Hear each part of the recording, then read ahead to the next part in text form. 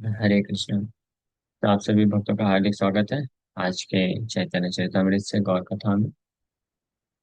हम लोग चर्चा कर रहे हैं श्री चैतन्य चरितमृत मध्य खंड चैप्टर 6, लिबरेशन ऑफ सावधि भट्टाचार्य। सावधि भट्टाचार्य का मुक्ति। तो श्री चैतन्य महाप्रभु को सावधि भट्टाचार्य फाइनली बोलते हैं कि आप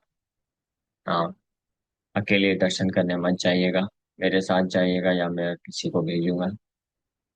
और महाप्रभु बोलते हैं कि यस यस, मैं भी अंदर दर्शन नहीं जाऊंगा करने के लिए, वरुण स्तंभ के पास से ही दर्शन करूंगा।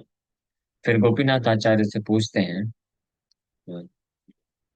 कि कौन से संप्रदाय के सन्यासी हैं और ये देखने में इतने युवक हैं। तो यहाँ प्रौढ़ यौवन के मध्य संन्यास धर्म है रक्षण। ये तो प्रौढ़ यौवन है, फुल फ्लेश यूथफुल लाइफ में कैसे संन्यास को के धर्म को पालन कर पाएंगे।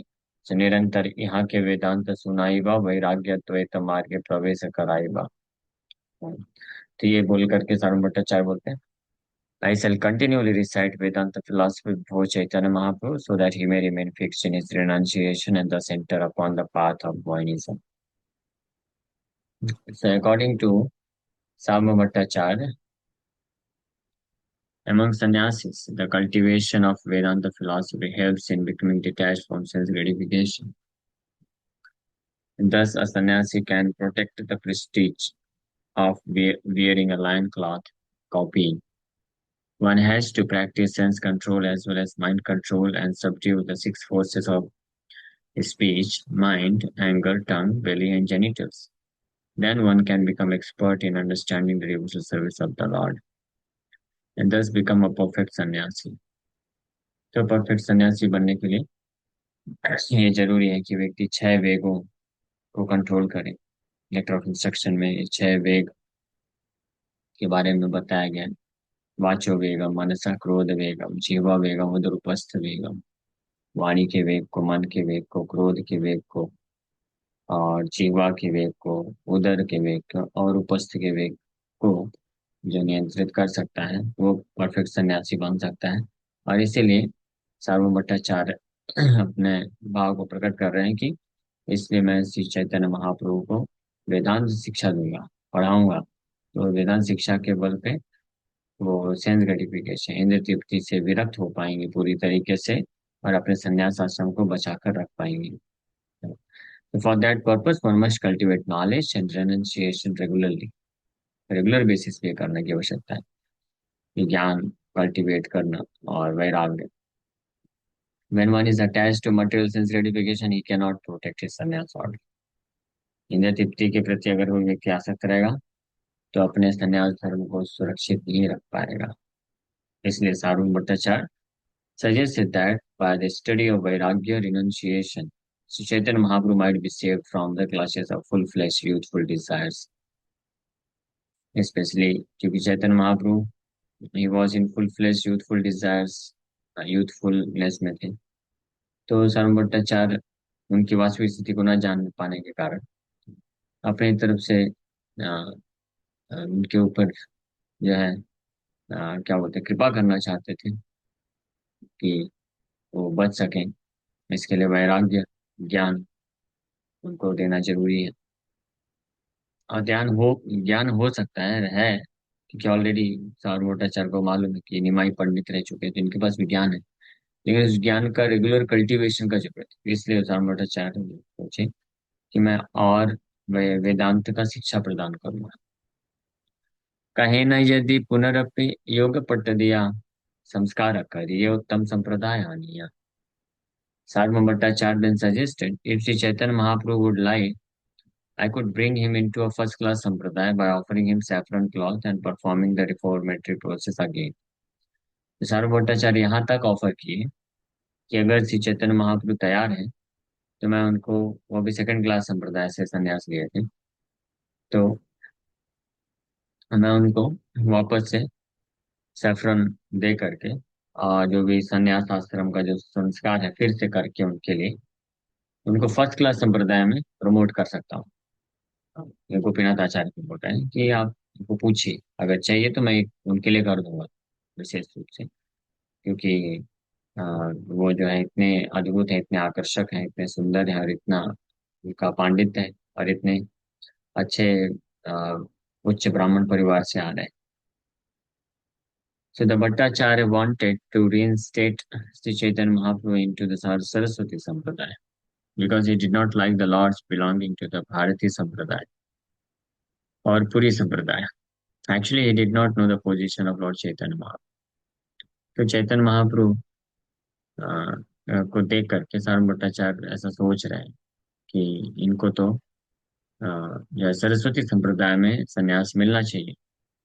हम्म, इसलिए उनको पसंद नहीं था कि भारतीय संप्रदाय पूरी संप्रदाय में हो रहे हैं.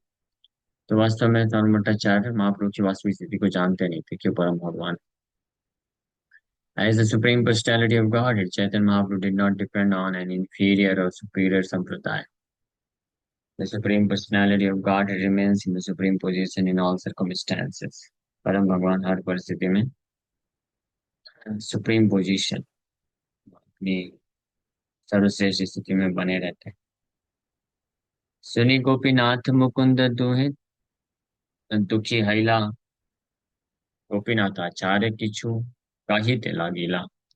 जब गोपीनाथ आचार्य और मुकुंद दत्त ये सुने तो ये बड़े दुखी हुए.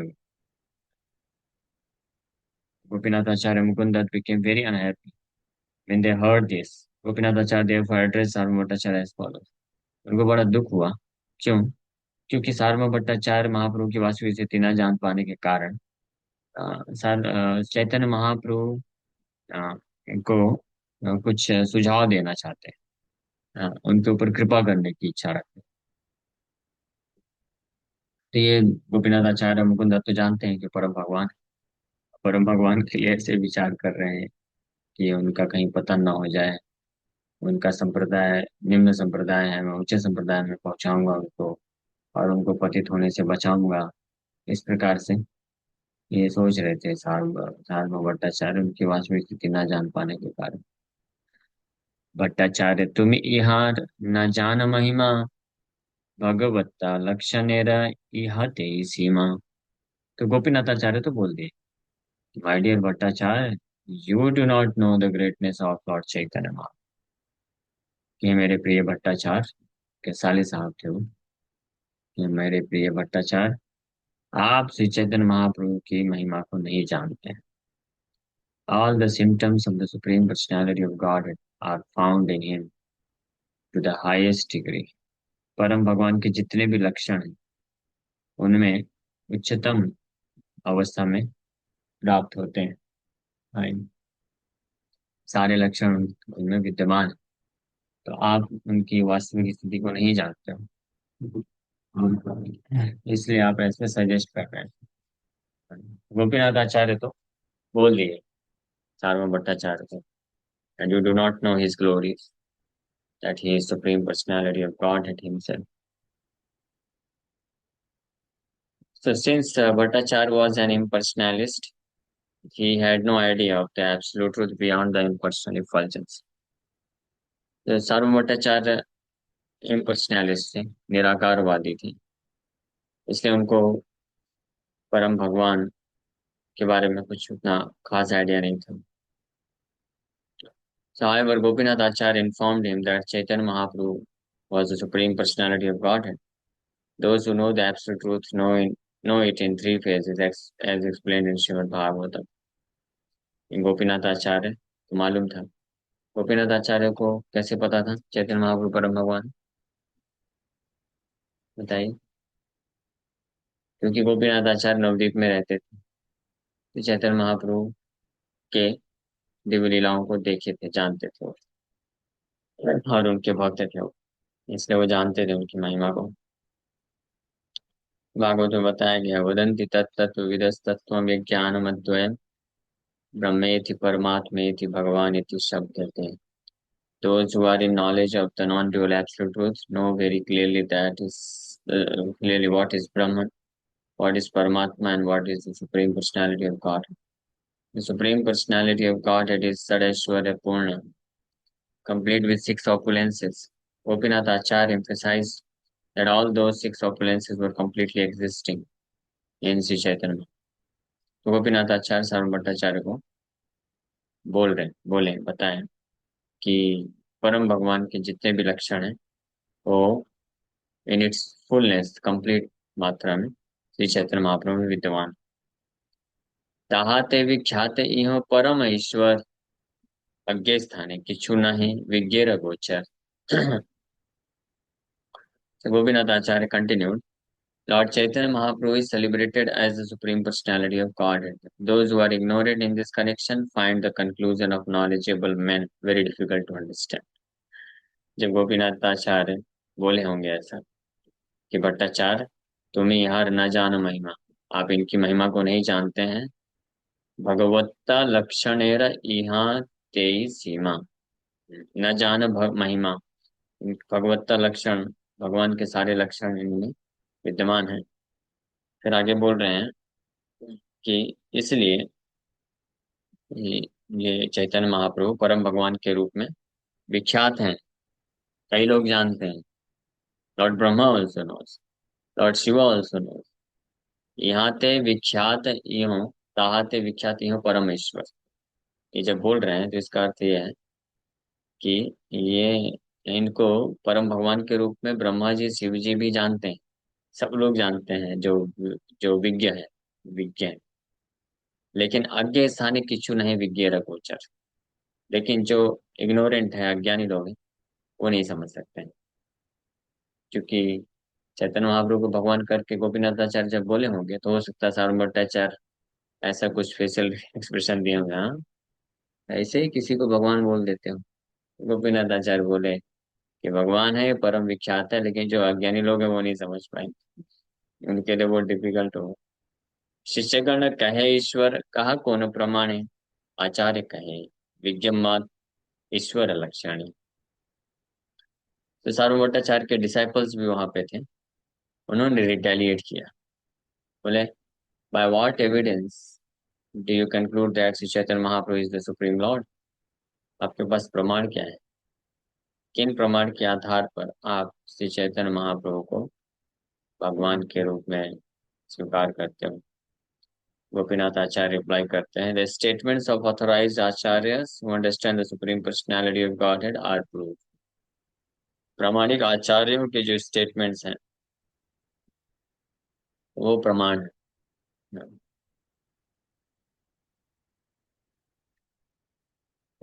But since the appearance of Sri Chaitanya Mahaprabhu, there have been many pseudo-incarnations in India who do not present authorized evidence.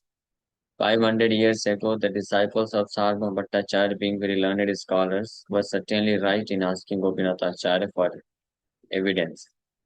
If a person proposes that he himself is God or that someone else is an incarnation of God or God himself, he must cite evidence from Shastra to prove his claim. Thus, the request of the Bhattacharya's disciples is quite bona fide.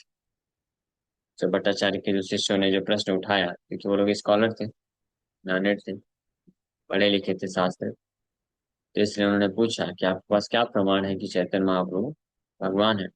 तो उनका इस प्रकार से पूछना बिल्कुल प्रमाणिक है, क्योंकि अनेकों ऐसे लोग होते हैं जो अपने आप को खुद या किसी अपने गुरु को, किसी व्यक्ति को भगवान घोषित कर देते हैं। तो इसलिए ये पूछना बहुत महत्वपूर्ण है कि प्रमाण क्या है कि आप भगवान हो, या भगवान के अवतार हो, या आप जिनको भगवान बोलते हैं तो भगवान के अवतार है। Unfortunately, at the present moment, it has become fashionable to present someone as incarnation of God without referring to the Shastras. Before an intelligent person accepts someone as an incarnation of God, however, he must ask all the evidence. दुर्भाग्यवश आज के समय में कई लोग बिना किसी शास्त्र के प्रमाण पे किसी को भी हाँ, कुछ थोड़ा मोटा जादू दिखाया तो उसको भगवान के रूप में स्वीकार कर लेते हैं। लेकिन जो बुद्धिमान व्यक्ति है उसको प्रमाण मांगना चाहिए, पूछना चाहिए। So when the disciples of Sarvabhauma Bhattacharya challenged Gopinath Acharya, he immediately replied correctly. तो इसलिए सार्वभौमाचार्य के शिष्यों ने जब पूछा कि चैतन्य महाप्रभु के भगवान होने का प्रमाण बताओ, तो गोपीनाथ आचार्य ने इमीडिएटली तुरंत बहुत अच्छे से रिप्लाई किया, we must hear the statements of great personalities in order to understand the supreme personality of God. महाजनो ये नगता सपन था, कि हमको भगवान को समझने के लिए जो महाजन हुए हैं उनके स्टेटमेंट्स को स्वीकार करना चाहिए। और महाजन कौन है? वो ऑथराइज्ड आचार्य होते हैं। Lord Krishna is established as the Supreme Personality of Godhead by statements from many authorized persons such as Brahma, Narada, Vyasadeva, Asita, and Arjuna. Similarly, Sri Chaitanya Mahaprabhu is also established as the Supreme Personality of Godhead by evidence from the same personalities. जैसे भगवान कृष्ण परम भगवान के रूप में घोषित किए जाते हैं, निर्धारित होते हैं महाजनों के द्वारा, ब्रह्मा जी, शिव जी, नारद, व्यासदेव, वशिष्ठ और अर्जुन। उसी प्रकार से चैतन्य महाप्रभु को भी ये सारे जितने भी महाजन हैं परम भगवान के रूप में स्वीकार करते हैं। This will be explain letter. इसकी व्याख्या आगे चल के की जाएगी।